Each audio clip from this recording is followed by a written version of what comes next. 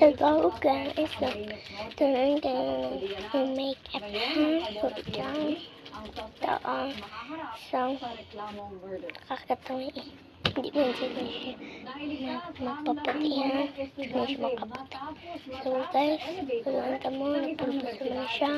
Pagkanta mo sa pagpaputi. Sa investigasyon, 18 ang naging sakay ng elevator na may kapasidad lang para sa 10. Ang mga nursing students umano ng Cebu Technological University ang natrap. Kwento nila, sabay-sabay silang gumamit ng elevator dahil nagmamadali sila para sa kanilang exam sa 5th floor. Nagulat na lang sila na sumara ang pinto, pero hindi na ito gumalaw at natrap sila sa 1st floor. Agad namang rumisponde ang Bureau of Fire Protection at iba pang volunteers para mabuksan ang elevator. Ligtas naman ang lahat ng mga estudyante. Patuloy naman ang investigasyon sa insidente habang isinara muna ang elevator para sa repair. Senate Finance Committee sa plenaryo ang panukalang 2025 national budget na nagmula sa Kamara. Bagamat hindi nagalaw ang budget ceiling ng mababang kapulungan na nasa 4.2 trillion pesos, may mga binawasan at dinagdagan naman ang Senate Finance Committee sa ibang programa na aabot sa 164 billion pesos.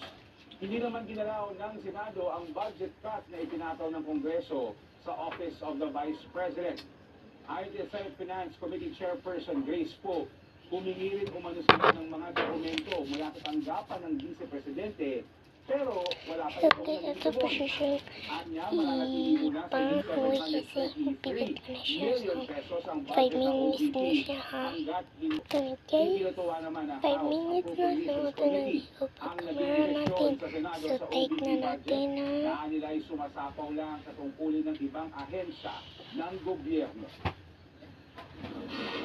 Kumpiyansa na si dating US President Donald Trump sa kanyang pagkapanalo sa ginaganap na presidential election sa Estados Unidos. Base sa mga huling tala, nakakuha na si Trump ng 267 electoral votes mula sa kinakailangang 270. Sa kasalukuyan kasi ay nauna rin si Trump sa ilang swing states, kabilang ang Michigan at Wisconsin, laban sa katunggaling si Kamala Harris. Nasa West Palm Beach sa Florida si Trump kasama ang kanyang misis na si Ivana, kung saan pinasalamatan niya ang kanyang mga supporter, kabilang ang billionaire at ex-owner na si Elon Musk.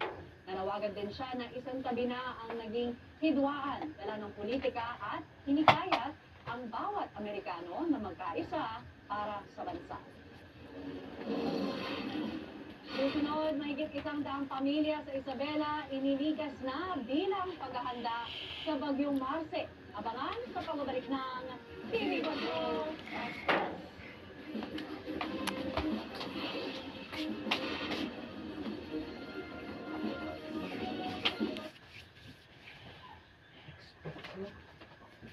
Sa may mga panahon.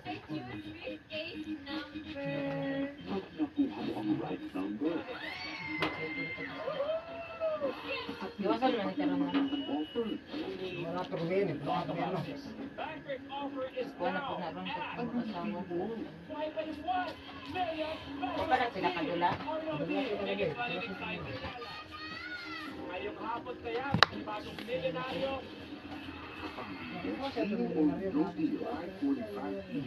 Bagong na rin. Wala to siya to ba? Wala mo kagla po dito. Amoy favorite na. Dahil kumpleto tayo, handa ako ng paborito nyo.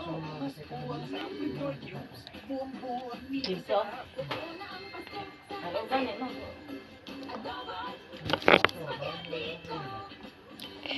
sarap nito. Walang gusto ng mga black.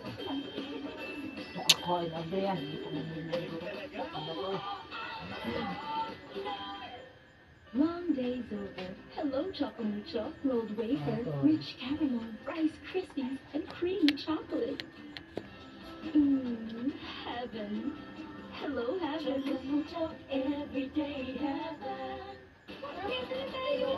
Dahil kumpleto tayo, handa ako ng paborito nyo. Mas pinasarap ang Apple Cubes.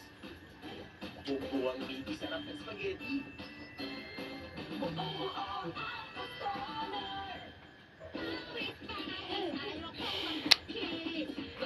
Girahaon naman.